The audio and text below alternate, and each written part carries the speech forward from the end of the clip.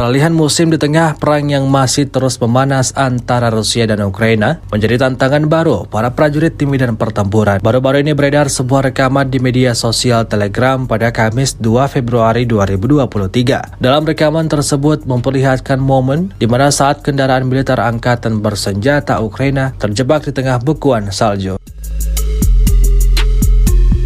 Peristiwa yang terjadi di suatu kawasan yang tidak disebutkan namanya dalam keterangan unggahan tersebut menyita banyak perhatian warganet. Pasalnya, dua kendaraan militer Ukraina yang berukuran besar itu sama sekali tak bisa bergerak dikarenakan bekuan salju. Akibatnya, insiden ini jelas menghambat kerja prajurit angkatan bersenjata Ukraina dalam melawan pasukan Rusia. Hingga pada akhir rekaman, kedua kendaraan militer tersebut berusaha untuk dioperasikan.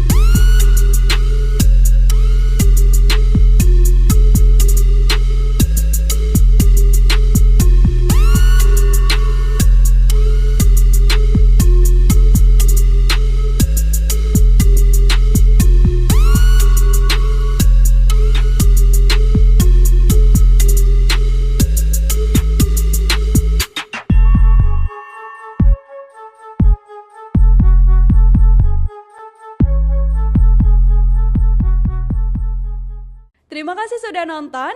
Jangan lupa like, subscribe, dan share ya.